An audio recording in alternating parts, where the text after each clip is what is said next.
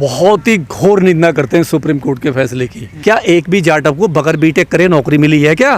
क्या एक भी जाटव को बगैर डॉक्टरी करे नौकरी मिली है क्या? क्या एक भी जाटव को बगैर आईपीएस का एग्जाम दिए आईपीएस बनाया क्या वो? अरे सरकार का जो मानक है, जो सरकार ने रूल रेगुलेशन तय किया हुआ है, जो सीबीएसई बोर्ड का है, जो सरकार जो एचआरडी ने किया हुआ है कि आपको इंटर करना पड़ेगा, हाई स्कूल करना पड़ेगा, इंट्रेंस देना पड़ेगा, जब आप वो सब दे देते हो, यानी जब दे देते हो तब आपका रिजर्व कोटे में नंबर आता है। तो आप तो सारी चीज़ें इस वाल्मीकि समाज को, मेरे कितने सारे वाल्मीकि मित्र हैं, वो तो डायरेक्टर भी हैं, डॉक्टर भी हैं, वो और अच्छे खासे टीचर भी हैं, बिजनेस भी कर रहे हैं, जिनको मैं जानता हूँ बहुत सारे हैं। जो बदलाव की तरफ जाना चाहता है, जो वाल्मीकि, जो मूसर जाति जो बदलाव की तरफ जाना चाहता है, उसे कोई रोक रहा है क्या? ऐसा दिक्कत क्या होगी? वाल्मीकि समाज के वो समर्थन कर रहे हैं जो गटर में आज तक अपनी मर्जी से उतरा हुआ है। किस कानून में लिखा हुआ है आज़ादी के 70 साल बाद भी वाल्मीकि समाज ही गटर में उतरेगा? किस कानून में लिखा हुआ है? क्या सुप्रीम कोर्ट का आइडियल है? क्या सुप्रीम कोर्ट ने कहा है कि झाड़ू का काम केवल वाल्मीकि समुदाय करेगा? क्या मुंह से मारने का काम केवल मूसर जाति करेगी? कानून में तो नहीं है ना, कानून में नहीं है ना। आप किसी न किसी व्यवस्था में, इसी सड़ी गली जो व्यवस्था है, जो मनुवादी व्यवस्था है, गुलामगिरी की व्यवस्था में आज खुद ही आप बने हुए हो। आपको बनाया नहीं है किसी ने, ना कानून में है, ना सुप्रीम कोर्ट में, ना लोकसभा में, ना किसी अदालत में कि किसी अदालत ने ये कहा हो कि इस काम को वाल्मीकि समाज ही करेगा। आप अपनी खुद मर्जी से, जिसको वो दीवार तोड़नी है, जिसको स्वाभिमान चाहिए, जिसने बाबा साहब को पढ़ा, पेरियार को पढ़ा, वो बाबा साहब के रास्ते पे आ गया, वो आज कुर्सी पे बैठा हुआ है। और जो गटर में ही उतरना चाहता है, गटर में उतरना चाहता है, उसको तो रिजर्वेशन की जरूरत ही नहीं है, वो तो आज भी गटर में ही है। और एक और बात है, अगर सुप्रीम कोर्ट के जो जज हैं उनको इन जातियों से इतना प्यार है, उनको लग रहा है कि 70 साल से इनके साथ भेदभाव हुआ है, तो आप देखिए कि राज्य सरकारों ने स्टेटों में क्या किया है। क्या ये तो राज्य सरकारों की जिम्मेदारी थी ना, इनके लिए कानून क्यों नहीं लाए? एक रास्ता एजुकेशन का क्यों नहीं चुना? आप रूट लेवल पे इनके साथ जुड़ते, इनके बच्चों को अवेयर करते, इनके काम छुड़ाते। जो ये पुश्तैनी काम कर रहे आज भी देश में, अगर कोई मुंह से मार के खा रहा है, मुंह से मारने का काम कर रहा है, तो कितना पिछड़ापन है देश में। चूहा मार के खा रहा, कितना पिछड़ापन है। आज भी गटर में जिंदगियां साफ कर रहा है, जिंदगियां। मैं डॉक्टर हूँ, पेशेंटों का इलाज करता हूँ, मेरे पास भी गटर में आते हैं तो लोग, मैं देखता हूँ गटर में आज भी। तेरी क्या मजबूरी है? अरे मुसलमान को देखो, फल बेच रहा है, नींबू बेच रहा है, नाई का काम कर रहा है, कारपेंटर का काम कर रहा है, तुम्हें किसने रोका है?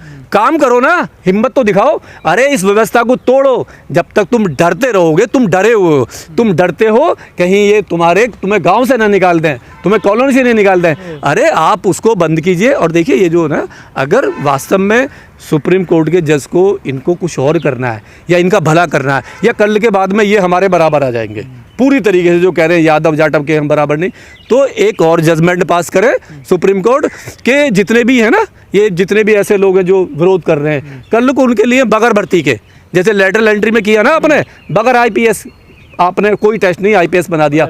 और जिस तरीके से बगैर एग्जाम के आप जज बनते हो, सुप्रीम कोर्ट में जितने जज बैठे हुए हैं, बगैर एग्जाम के, बगैर टेस्ट के, कोई रूल रेगुलेशन नहीं है, कोई कानून नहीं है। इसी तरीके से इस समाज को, जिसको न्याय नहीं मिला अब तक, आप उनको डॉक्टर बना दिए। कल से उनकी वैकेंसी ऐसी भर्ती करो ना, डायरेक्ट भर्ती करो।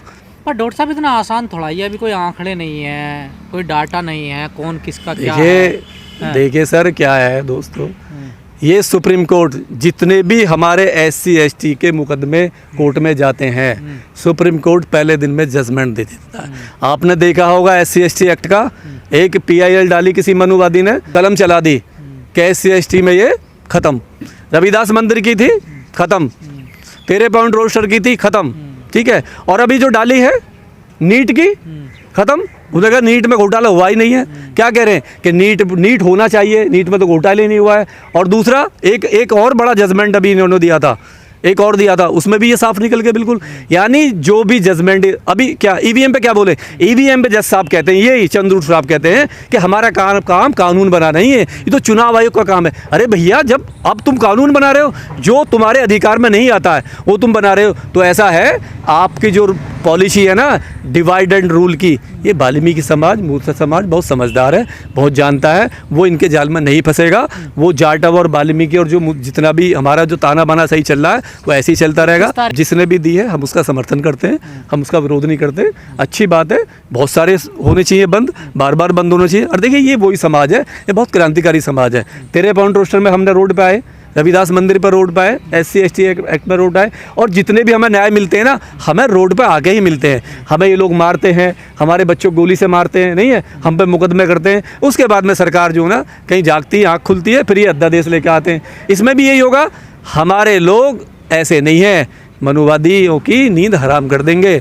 और ये जो चंद्रूर साहब है ना, इनका जो इतिहास है, अभी दिलीप मंडल की रिपोर्ट पढ़ी है मैंने, इनका तो इतिहास तो बड़ा खराब रहा है। देखिए, सुप्रीम कोर्ट कोई खुदा नहीं है, ये ना खुदा है, ना भगवान है, ना गॉड है, ना कुछ है, ये केवल एक सिस्टम का पार्ट है। ये भारत की जो सिस्टम है, जो लोकतंत्र है, उसका एक हिस्सा है, छोटा सा हिस्सा है, बड़ा हिस्सा भी नहीं है।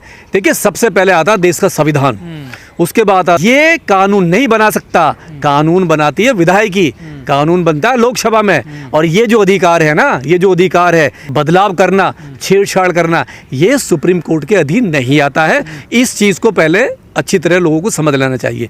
ये 341 आर्टिकल है जो संविधान में, जब संविधान बना तो साफ साफ जो हमारे उस टाइम पे सोकोल हमारे जो राष्ट्रपति थे, ये उनके अंदर डाला गया है। ये राष्ट्रपति को पावर दी गई थी कि राष्ट्रपति अनुसूची 341 के अंतर्गत जो SC ST आते हैं, उसको केवल राष्ट्रपति चैलेंज कर सकते हैं, चेंज कर सकते हैं, बढ़ा सकते हैं फ्यूचर में, या घटा सकते हैं। और राज्य सरकार अगर कभी भी देश में 40 साल बाद, 50 साल बाद, 100 साल बाद राज्य सरकार या राज्यपालों को अगर लगेगा कि इसमें अमेंडमेंट करा जाए, तो राज्यपाल केवल उनको सलाह दे सकता है, वो माने या ना माने ये उनके विवेक पर है, राष्ट्रपति के। तो ये टोटल जो काम हुआ है ना, पहली बात तो ये जो सुप्रीम कोर्ट का नहीं है, ये राजनीतिक है, टोटल ये राजनीतिक है।